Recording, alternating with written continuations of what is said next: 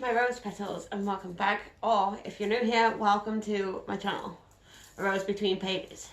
First of all, I would like to say Happy New Year, everyone. It's now 2022. I hope you've all had an amazing January. I read 5 books in January. My reading goal for this year is 51, and I'm on my 6th book already, so I'm like really proud of myself reading 5 books when my resolution was to read 3. That's really good for me. My first read of 2022 was The Accident by C.L. Taylor. Now this was my first read of her, and it's really bad that I can't actually remember what happens in this because it was really not my type of book. It was about this woman called Susie. Now, at the beginning, for the first like 50 or so pages, she was a really good character.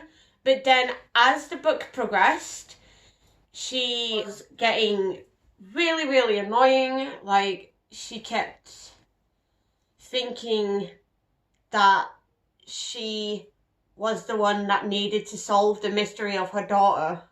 Like, she kept bugging her daughter's boyfriend, her daughter's best friend, her daughter's brother. The reveal of the person that was behind everything was awful. I think I gave it either 2 or 3 stars. It was really bad. Like, the characters weren't likable. Susie was very likable at the beginning, but she turned to be really annoying as it progressed. The book was an audiobook, and I listened to Final Play by David Baldacci.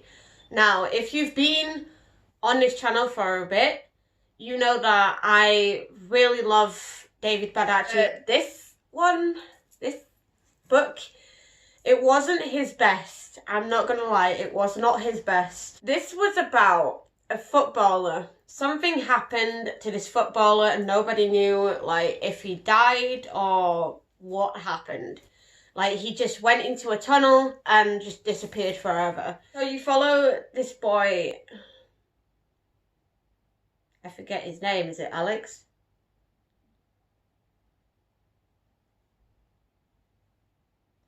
If I've got that wrong, editing me will probably put this down below. But you follow this boy, and he's trying to figure out what happened to this football legend. I gave this a 3-star because, like I said, it wasn't his best that I've read.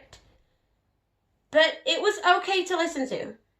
Like, while I was either on the bus or I was doing something crafty.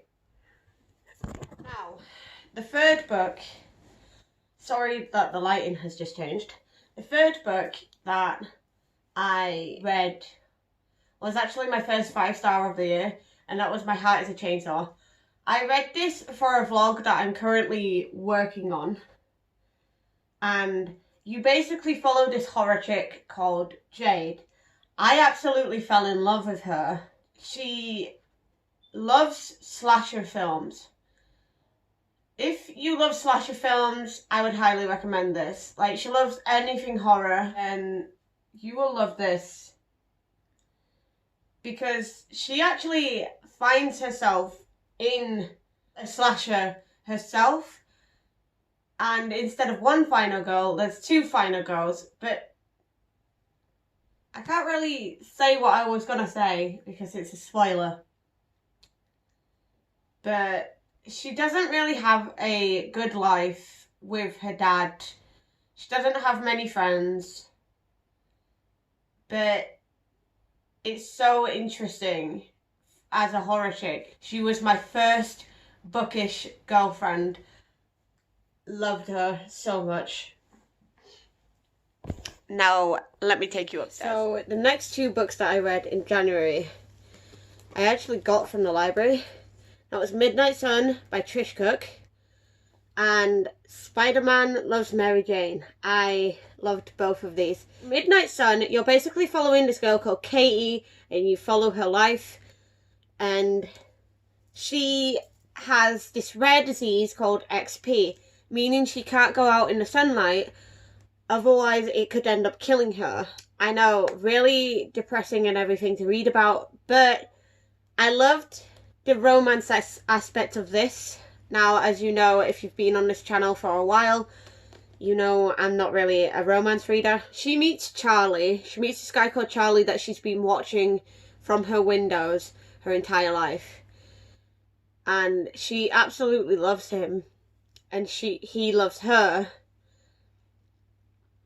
This book, at the end, broke me. It literally broke me.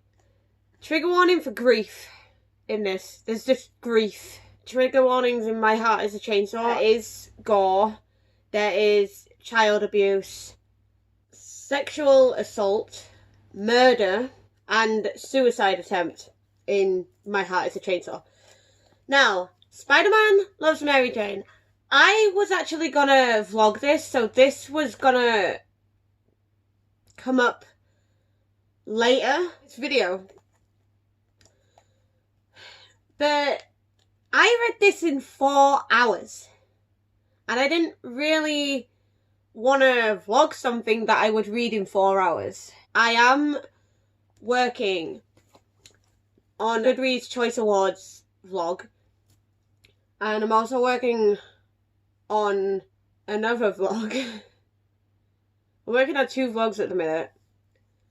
And I'm thinking about doing a weekly vlog and a 24-hour readathon at some point.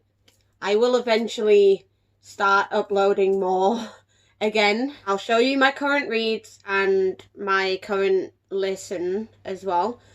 And I will also show you my February TBR, what I might read in February. Okay, hello, we're back down here again. So, I am currently reading The Sting by Kimberly Chambers. Already, I've cried 4 times. There is sexual assault mentioned in this, there's child grooming, there's child sexual assault, paedophilia, and there's also mention of abortion in this. Not exactly the greatest to read at the minute. Like, I've been crying my eyes out and I'm actually wondering if I should keep on reading. Comment below if I should keep on reading this book. But I am on page 71 of this. Currently listening to something completely different, which is Night Over Water by Ken Fullette. I think that's how you say his name. And I'm quite enjoying this at the minute. It keeps switching perspectives and I quite like that. One of them, you're following a little girl. Well, she's not actually a little girl, she's like 19. And another, you're following like a soldier, I think, or something like that. It's a little confusing sometimes. I want to read 3 books in February. I got all these from the library, so that's why they're on top of my bookshelf and not in my bookshelf. I have Till Murder Do Us Part by James Patterson. This is actually a shocking, these are actually shocking true crime cases. Kathy Spears can't believe she's found such a good man to marry as Stephen Markham.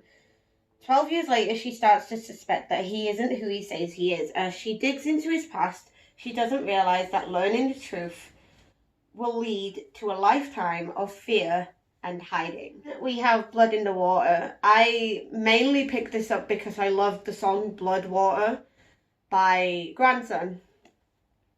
Now, this is actually a mafia sort of one. Like, it's about mob bosses, con artists and gangs. Everyone has a deadly game to play. I have The Spanish Bride. My friend actually chose this one for me. I've read 2 of the books that he chose for me when I went to the library.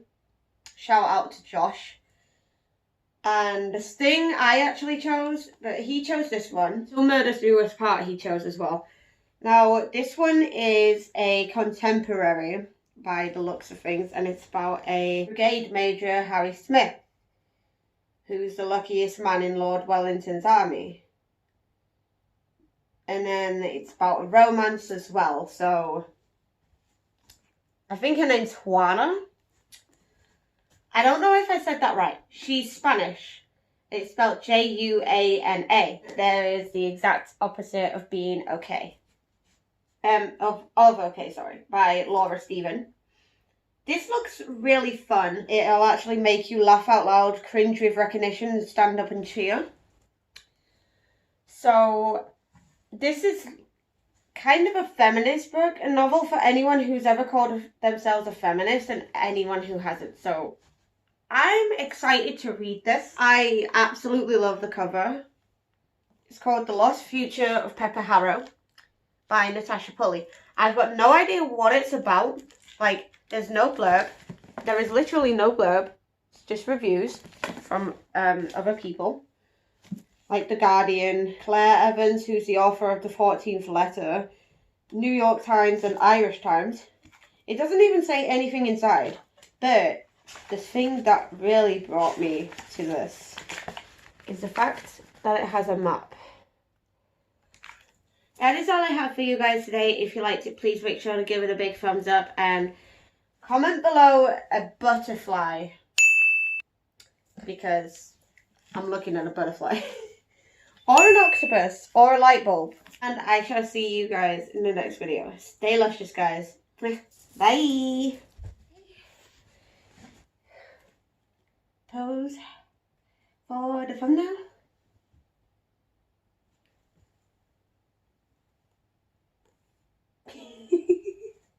Okay. I think we're done.